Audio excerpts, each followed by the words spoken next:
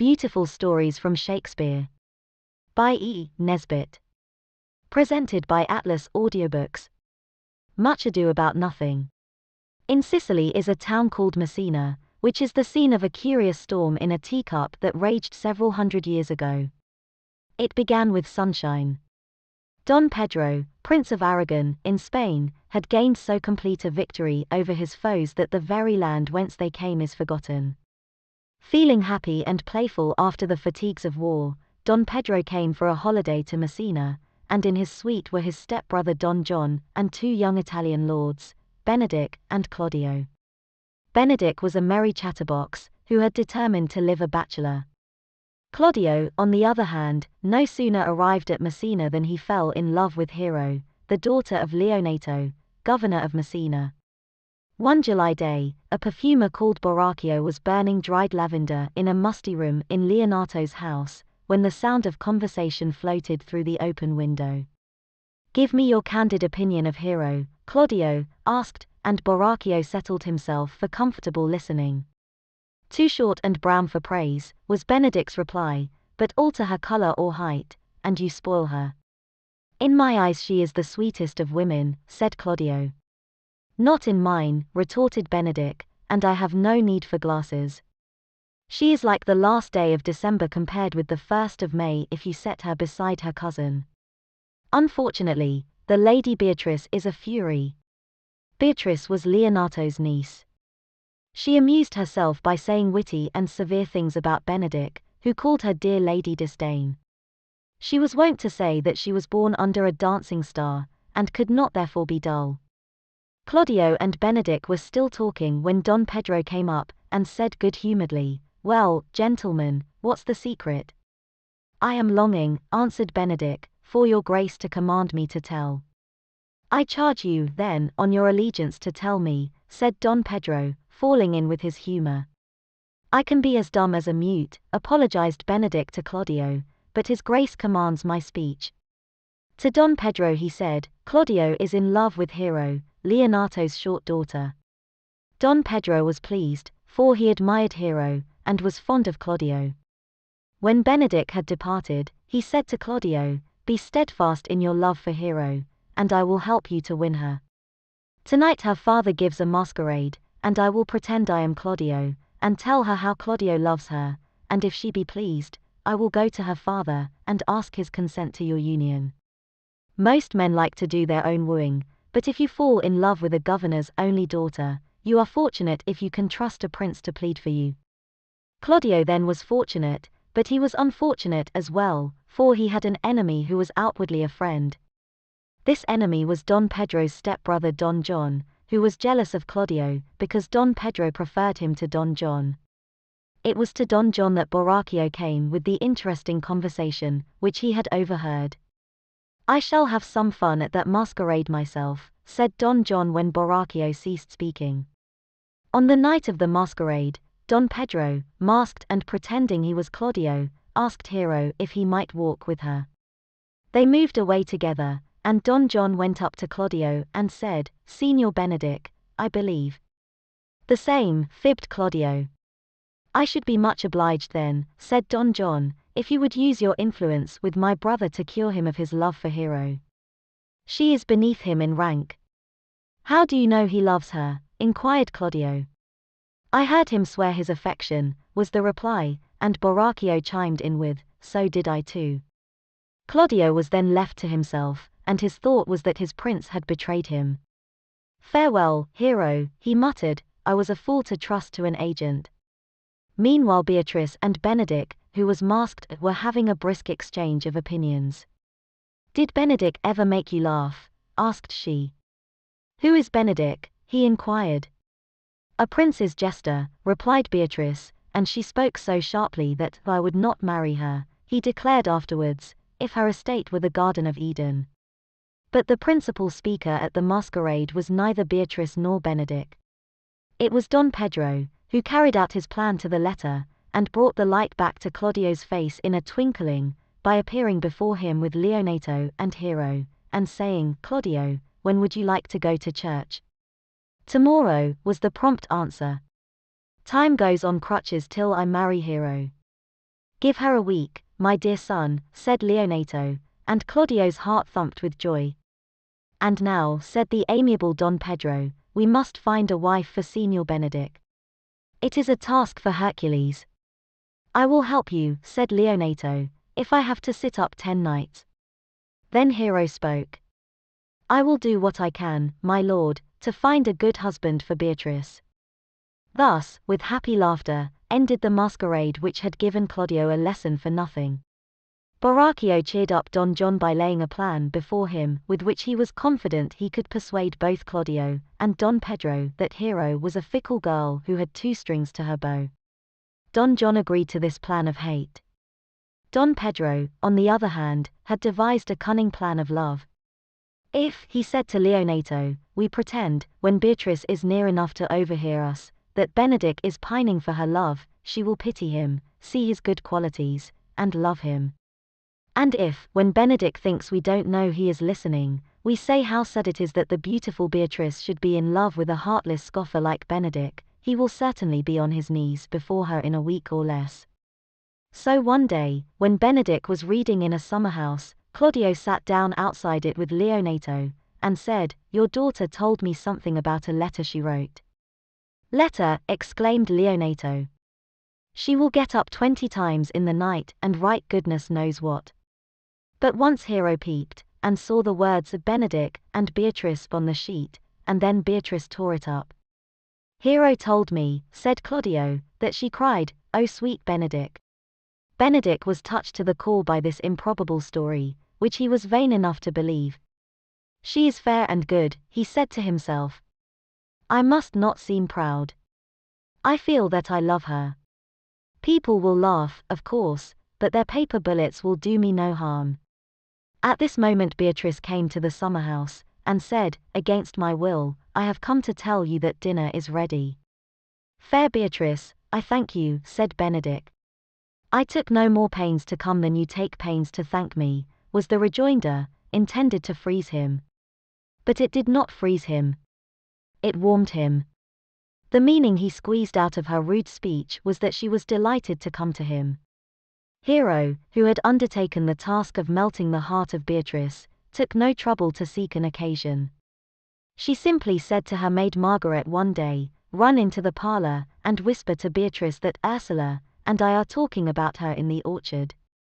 Having said this, she felt as sure that Beatrice would overhear what was meant for her ears as if she had made an appointment with her cousin. In the orchard was a bower, screened from the sun by honeysuckles, and Beatrice entered it a few minutes after Margaret had gone on her errand. But are you sure, asked Ursula, who was one of Hero's attendants, that Benedick loves Beatrice so devotedly? So say the prince and my betrothed, replied Hero, and they wished me to tell her, but I said, no. Let Benedick get over it. Why did you say that? Because Beatrice is unbearably proud. Her eyes sparkle with disdain and scorn. She is too conceited to love. I should not like to see her making game of poor Benedick's love. I would rather see Benedick waste away like a covered fire. I don't agree with you, said Ursula. I think your cousin is too clear-sighted not to see the merits of Benedick. He is the one man in Italy, except Claudio, said Hero. The talkers then left the orchard, and Beatrice, excited and tender, stepped out of the summer house, saying to herself, Poor dear Benedick, be true to me, and your love shall tame this wild heart of mine. We now return to the plan of hate. The night before the day fixed for Claudio's wedding, Don John entered a room in which Don Pedro and Claudio were conversing, and asked Claudio if he intended to be married tomorrow. You know he does, said Don Pedro. He may know differently, said Don John, when he has seen what I will show him if he will follow me. They followed him into the garden, and they saw a lady leaning out of Hero's window talking love to Borachio. Claudio thought the lady was Hero, and said, I will shame her for it tomorrow. Don Pedro thought she was Hero, too, but she was not Hero, she was Margaret. Don John chuckled noiselessly when Claudio and Don Pedro quitted the garden. He gave Borachio a purse containing 1,000 ducats. The money made Borachio feel very gay, and when he was walking in the street with his friend Conrade, he boasted of his wealth, and the giver, and told what he had done.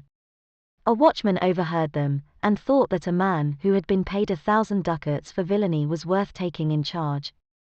He therefore arrested Borachio and Conrade, who spent the rest of the night in prison. Before noon of the next day half the aristocrats in Messina were at church. Hero thought it was her wedding day, and she was there in her wedding dress, no cloud on her pretty face or in her frank and shining eyes. The priest was Friar Francis. Turning to Claudio, he said, "You come hither, my lord, to marry this lady." "No," contradicted Claudio. Leonato thought he was quibbling over grammar. "You should have said, Friar," said he, "you come to be married to her." Friar Francis turned to Hero. "Lady," he said, "you come hither to be married to this count." "I do," replied Hero. "If either of you know any impediment to this marriage, I charge you to utter it," said the friar. "Do you know of any, Hero?" asked Claudio. "None," said she. "Know you of any, Count?" demanded the friar. "I dare reply for him, none," said Leonato. Claudio exclaimed bitterly, "Oh! What will not men dare say? Father," he continued, "will you give me your daughter?" "As freely," replied Leonato, "as God gave her to me." "And what can I give you," asked Claudio, "which is worthy of this gift?" "Nothing," said Don Pedro, "unless you give the gift back to the giver." "Sweet prince, you teach me," said Claudio. "There, Leonato, take her back." These brutal words were followed by others which flew from Claudio, Don Pedro, and Don John. The church seemed no longer sacred. Hero took her own part as long as she could, then she swooned. All her persecutors left the church, except her father, who was befooled by the accusations against her, and cried, "Hence from her! Let her die!" But Friar Francis saw Hero blameless with his clear eyes that probed the soul. "She is innocent," he said, "1,000 signs have told me so." Hero revived under his kind gaze. Her father, flurried and angry, knew not what to think, and the friar said, "They have left her as one dead with shame. Let us pretend that she is dead until the truth is declared, and slander turns to remorse." "The friar advises well," said Benedict. Then Hero was led away into a retreat, and Beatrice and Benedict remained alone in the church. Benedict knew she had been weeping bitterly and long. "Surely I do believe your fair cousin is wronged," he said. She still wept. "Is it not strange," asked Benedict, gently, "that I love nothing in the world as well as you?" "It were as possible for me to say I loved nothing as well as you," said Beatrice, "but I do not say it. I am sorry for my cousin." "Tell me what to do for her," said Benedict. "Kill Claudio." "Huh? Not for the wide world," said Benedict. "Your refusal kills me," said Beatrice. "Farewell." "Enough. I will challenge him," cried Benedict. During this scene Borachio and Conrade were in prison. There they were examined by a constable called Dogberry.